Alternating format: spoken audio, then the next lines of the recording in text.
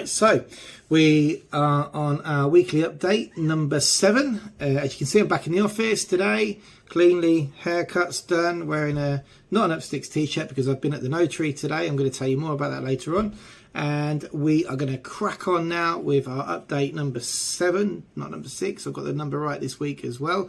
I've even made a little plan, which I've got in front of me, of what I'm going to try and follow. But first of all, we're going to look at my emails.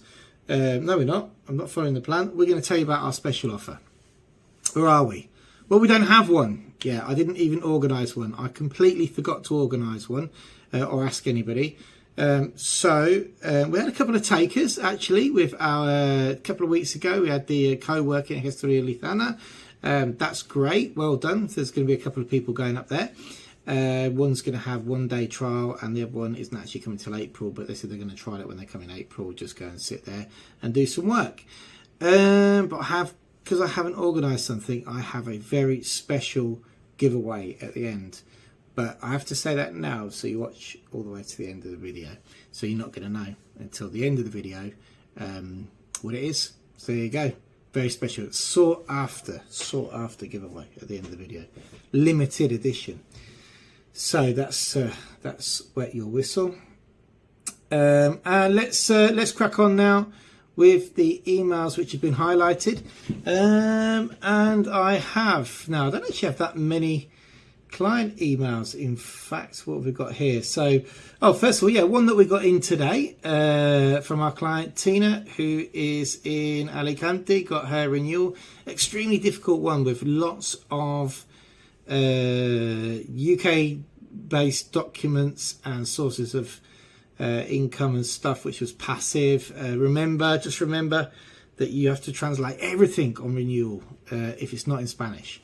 So simplifying your transactions. If it's not always possible to bring all of your transactions to Spain, okay, most of the time immigration understand that, but simplifying your transactions so you reduce the amount of translations is a good idea. Otherwise you could spend a fortune and you also end up with realms of translations which frustrate immigration, I imagine, the other end, because they've got to go through it all and look at it. So yeah, definitely simplifying your income and savings when coming to renewal is a good idea if you don't have Spanish documents.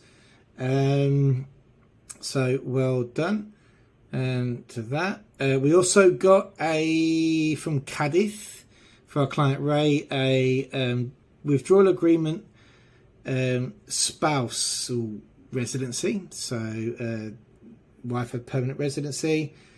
Ray's been coming back and forth since before Brexit, but didn't have permanent residency, and he's got his now temporary residency off the back of that. So that's great. That's in Cadiz, and only in 20 days. We love Cadiz. Cadiz come back quickly. They really do, and they don't complain a lot either. So that's and don't forget, Cadiz is Soto Grande. Menilva is Malaga, then Soto Grande down is Cadiz, all the way down to the city of Cadiz. Now, this is the next thing, which is a bit scary. I'm going to put a link below, but the state, here's the state of our pantanos, our reservoirs in Spain. At the moment, you can see that apart from the Concepcion, which is at 25.69%, okay, we are really low. The Casola is at 26 points, is a quarter full. Limonero is 20%. Guadalhorce, which is where we live, what I drink from, this town I think drinks from there, is at 13%. Scary. I feel like we've addressed this far too late. Why weren't we addressing this problem earlier with the water? I don't know. Now we're looking at having rejections at night time, but we still don't seem to be getting this information of, put a brick in your toilet to stop it using so much water, or your cistern thing, or when it's yellow let it mellow type advice. That's, or just don't flush the chain, go whip a tree. I'm not saying you should whip a tree in public, but I'm saying if you live in the campo, then why would you bother going to the toilet and wasting that water by flushing it? Just go find yourself a tree that needs watering. So yeah, and La Vimuela, the scariest one, 7.8%. Okay, now I can't say I properly understand all those figures and what they actually mean and what actually is going to happen to us, but you can see that it's scary and we are in a very scary drought. Link below to this article. So if you are living in Spain, please look for ways to reduce your water consumption. Drinking bottled water instead of water out the tap, I suppose, is good. I filter water. Maybe I shouldn't be doing that. Buy more bottled water because that comes from sustainable sources. Like there's places like what's that place in Loja? Nacimientos, so they call them the birthplace of water. So springs. I don't know how they're doing. We never get any information on that. But yeah, I think we need more information on water, saving water. Is it too little, too late? That's what I want to know. This email coming from our client Andy. He saw we just watched your update number 6 and thought he would add the map of the parking at Manchester we used. This is free parking for up to 2 hours and a 3-minute walk from the BLS office. Cheers, Andy. Nice one. Thanks for that. Hope it helps people planning to visit and want to know where to park. This is great intel, and our clients, since we've been starting these weekly updates, have been coming with me so much good intel. It's fantastic. So we really appreciate that. As you can see on the map, that is a great excuse me, a great tip for parking in Manchester when you're going to the BLS office. So, and keep them coming. Anybody who's got any tips, anything you need to tell me, I can get out there. That would be absolutely awesome. We've got, okay, this is from a client of ours called David. He had a problem when going to Trafico because his NI wasn't registered. And I believe this is because he hadn't done a model 030. That doesn't come part of our service when we do the NLV, but I should be telling people, I think, more about it. So there's an article below about the model 030, but basically what it is, it's your registration with the tax office. And sometimes you'll find that for whatever reason your NI is already registered with them. But for people who get brand new visas, quite often it isn't. And then you go and do something like you would if you were buying a house or you were buying a car or something. And this small administrative piece of paper has to be done first. Now, I say small because if you do it yourself, it involves booking an appointment and going to the tax office and doing it yourself. If you get somebody else to do it, then normally a legal representative can do it online for you. We use our accountants for that. So, yeah, that's, I think, that's what Dave was referring to there. But James said, look, highlight the model 30 and tell everybody the link is below to read all about it, because that's something maybe we need to be including in our initial information when people start the process, so there's no sort of surprises when you get here. Where are we? This is a very good article, which again the link is below. I've pulled all these articles out from things that have been sent to me from Age in Spain. Basically, your healthcare frequent visitors and second home owners. Nothing to do with getting residency, but for people who are coming over, quite often there's always confusion regarding EHIC, GHIC or what HIC. So yeah, definitely check the link below. Age in Spain also would like to attract attention to them. It's a good charity, and the more that people look at their content, the more people will be drawn to them. We also had an approval from Alicante for the renewal for our client Tina, and with a complicated structure of income. So remember to try and keep, if you've got documents from the UK, try and keep them simple. What else have we got here? Oh, sandwich politics. Check this out. I just wanted to show you this menu. Now, I was in Fingerola the other day, or Fingerola as they say in Spanish. Went to my favourite bar after 5 appointments. I'm enjoying getting out and about this year. Really enjoying getting to the appointments and meeting people, because I spent the last couple of years really stuck behind a desk. Which is great because it shows that the business is growing, but me personally, I've always loved doing the appointments.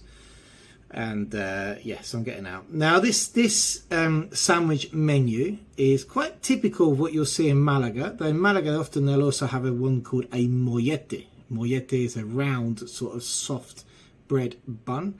Now, looking across the top of the menu, you'll see it says bocadillos baguettes.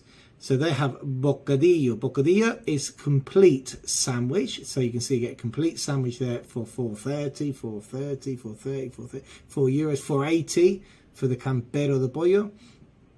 And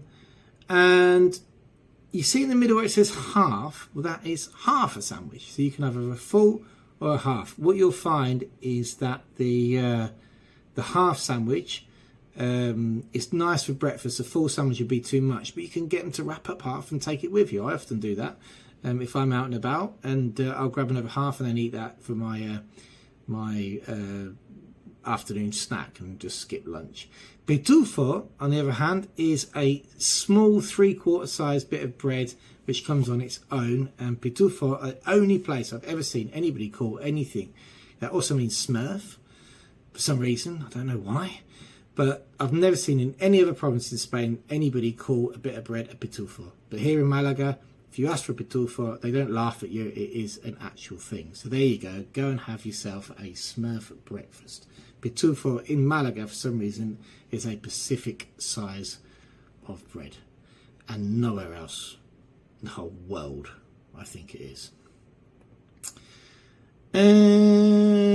What else have we got here?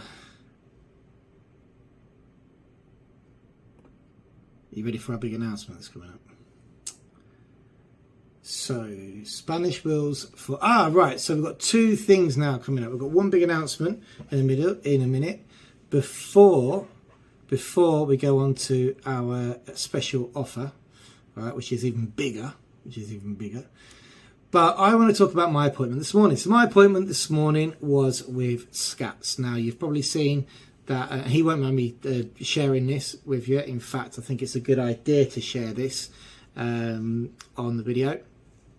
Because as you know now, if you follow the channel, watch Scats Lately Video Diary below. But sadly on Friday, Scats was confirmed that he's got cancer.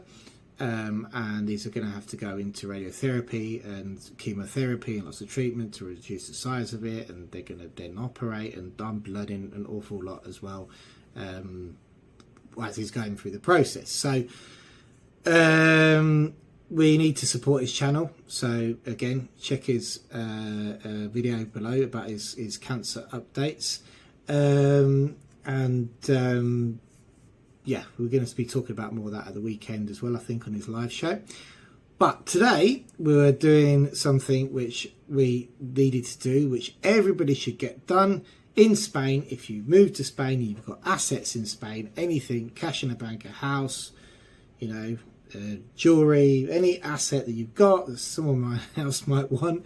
If something happens to you, I should say the good news with Scats is that albeit it was a positive diagnosis for cancer, it's a huge survival rate for the type of cancer that he's got, and there's a plan in place, so we're all good on that. We're not getting rid of him yet, I can tell you that now. But we did need to get a will in place, which we'd already spoken about a year ago. I had to go to notary to do a power of attorney for someone else for my behalf, and so did Lara. So I said, well, let's do it. Let's go and have some breakfast and let's go to the notary and get these knocked out quickly.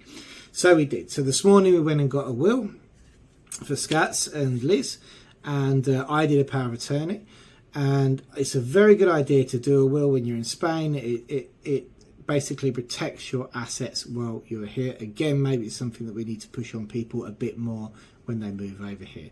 But then Liz came at a very important point, and then Antonio, my gestor, came at a very important point. It's after, when I spoke to him, I said, why didn't you mention this to me before I went? And he was like, I just thought you do.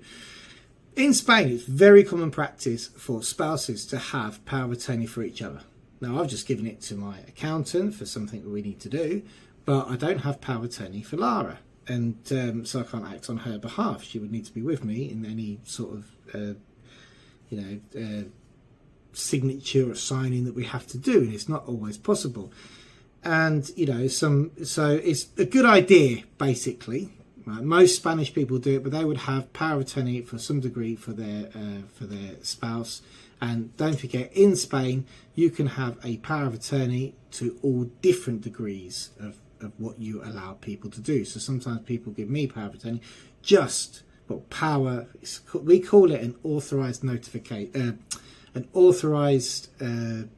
a notarized authorization. That's what we call it, notarized authorization, because you're only notarizing somebody to do a specific thing. So you can do anything. So people authorize me to get an NIA number, for example, and nothing else. I can't do anything else with that bit of paper.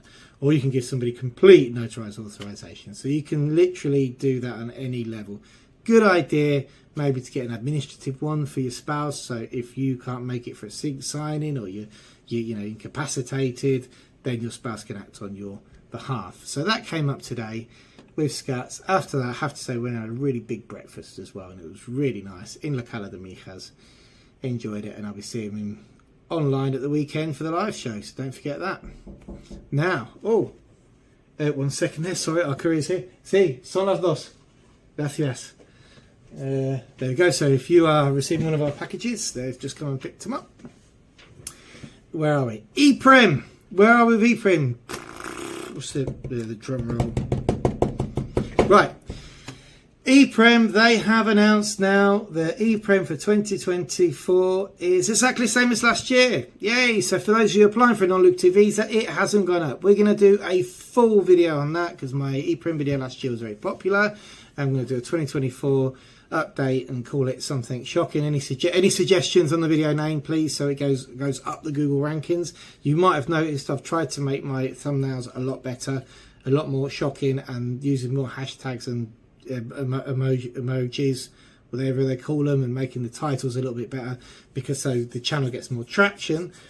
It's not my natural default to be like that. I'm normally extremely boring when it comes to creating content, but let's try that. So give me some suggestions. But Iprem for the moment is the same. Now, are they going to keep it like that? They have published it now for 2024, but they were still debating what they were going to do, whether they're going to put it up. They still say they're talking about it, but at the moment, Iprem 2024 has been published exactly the same as last year, as you can see now from this screenshot. So that is great news for people who are applying for a non-lucrative visa. They will be basically you will need exactly the same as everybody last year. And I think that is it for this week's update. Probably not the best. Yeah, that's Iprem. Yep. So don't forget that next week is Semana Blanca. I won't actually be in the office from Monday to Friday. We also have a bank holiday, which is so Semana Blanca is when all the children are off school. It's a half term, they call it in the UK. The 28th here in Andalusia is Dia de Andalucía. And I'm going to be off the Tuesday, Thursday and Friday. I have the Wednesday off, obviously, be Dia de Andalucía. But we have got a few more videos coming up from you, which are going to be very interesting from where I am going. So watch this space. And now for what's last? Oh yes, the special offer. Well, we didn't have a special offer, but we have got a special giveaway. This is amazing. Now, honestly, limited edition. These are limited edition. But what I'm going to do is I'm going to, for the first 5 people that comment on this video, okay, I will reply with an email address in which you need to send your postal address to, because you can't put it in the comments because everybody can see what your postal address is then, but I'll reply with an email address. The very first the 5 first people who comment on this video, you're going to get, wait for it, the Upsticks fridge magnet. Look at that, sought after. There's only 1,000 of these in the world. They won't be made again. Honestly, that's it. We will come up with a different design because that's what I always do. Not because there's nothing wrong with these ones, but that's just what I like to do. So there you go. The first 5 people to comment, you can just make no rude comments. You don't get it if you put a rude comment. But comment on the video. I'm going to put you a link to an email address, then email me your address across, and I'm going to send you one of these out. And these normally pass the customs test if we send them to the UK. No one notices, it's just a magnet, so that's fine. So there you go. Wow, you've waited all that time for that. That's amazing. See, this is all we've got left. every single one of our clients gets one, and now this could be yours too if you put it the right way up. So thanks for watching the weekly update. Don't forget also to watch the 3 road trip videos that I have from last week's Almeria trip. Really quite interesting stuff from Almeria, and we've got some more quite interesting factual videos coming out, because I realise I've done quite a lot driving about, but I do need to keep up on my factual videos as well. Thanks for watching, and we'll see you next week for video weekly update number 8.